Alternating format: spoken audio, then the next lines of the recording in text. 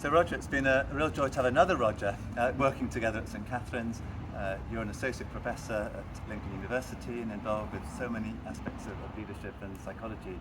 Could you tell us a little bit about your story and what brings you here? Yeah, sure. So I'm a clinical psychologist by background, and about 15 years or so ago, I entered the world of sort of leadership development. So I became an academic at the University of Lincoln. And since then, I've been working across all kinds of different disciplines and also different sort of organisations. So whether it's tiny little mental health charities that sort of need a bit of psychological training or input, or whether it's sort of international banks and organisations that sort of need their senior leaders training. I've sort of accidentally ended up working right across that spectrum with what I would call positive psychology. You know, what's the psychology of thriving and doing well and basically living a good life. I've really enjoyed being part of your course. We host a lot of events and I welcome people, but it's the first time I've actually been on a training course here, on a retreat here personally. It's been great, and I've really appreciated this idea of the positive character of leaders and how those positive characteristics have so many interconnectedness and consequences, for positive consequences. I really appreciated that. Could you say a bit about this program and what you see as the essence of it, really? Yeah, well, the interesting thing is it's based on science that's quite well established but isn't very well known. And so I guess if I were to sort of talk about the logic of it really is that all of us have a sort of signature character set of strengths that if we use it well, it leads to us being positive energy in our workplaces, really. So character strengths would include things like wisdom, self-control, gratitude, love, social intelligence, critical thinking. Lots of different things that different people have different elements of those things to different degrees. And if we use them well and we use them intentionally, they not only make us energized in our workplace, but they also kind of energize everybody else around us as well. And so you end up with this sort of model that's really saying that the leader isn't necessarily an influencer, isn't necessarily someone who comes in and imposes their will on other people. The leader is an energizer. So somebody who brings in a positive sense of energy and then ripples through and motivates the people around them.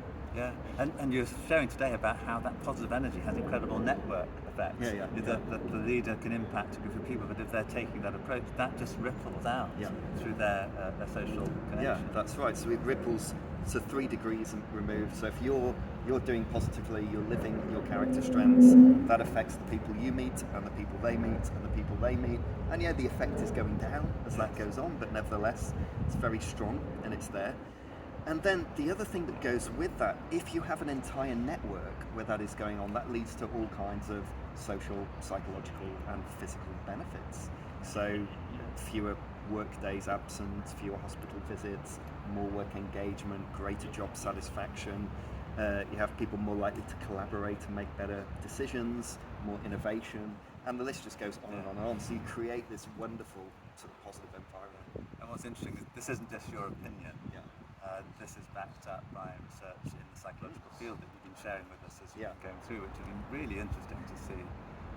But I would definitely take away, particularly this idea of the leader as an energizer. I think that's a really strong, positive way of looking at leadership. And then also the negative side of it, when you use lead to people losing energy through your impact, That's right, you need to be attentive to that.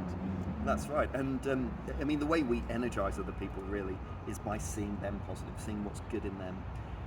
And I think the way we sort of deplete energy or take it away is when we're highly critical, can only see the problems, sometimes ignore people, don't notice what's good in them, they feel underappreciated. So an energizing leader ultimately is a leader who's a kind leader, really, who sees what's good in other people and looks to find a place to help them develop that and to express it. We've had a very diverse cohort with our leadership retreat. Senior leaders from different organisations, and it's been lovely seeing how they've all interacted with this material and grown over the 2 days through it. Yeah, good to see. I've really loved the room full of people I've been training. I was saying to you earlier, you don't often get the chance to sort of train a room full of people as part of the group, and I felt like there's almost been no line there. We've just been interacting around all this great material together, and I've really enjoyed it. And in terms of being at St Katharine's, it's the first time you've delivered something here at St Katharine's. What's the experience been as a course leader? I just think this place is a hidden gem.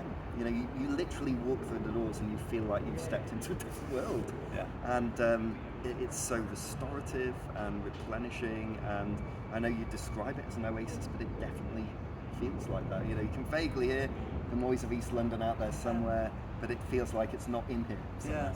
Yeah, the noise is out there, but Yeah. somehow the contrast of a place of serenity in the midst of the busyness of East London life, it's something else. And this is what the delegates keep saying as well. So many of the delegates, it's their first time here. Yes. And they're saying, I can't believe this place is here. Like, literally, it is a hidden gem. Nobody really knows it's here, I think. And when they discover it, they're really delighted and surprised. So thanks very much for your work with us, and it's really impacted me significantly. And I look forward to further collaborations going forward. Thanks, Roger.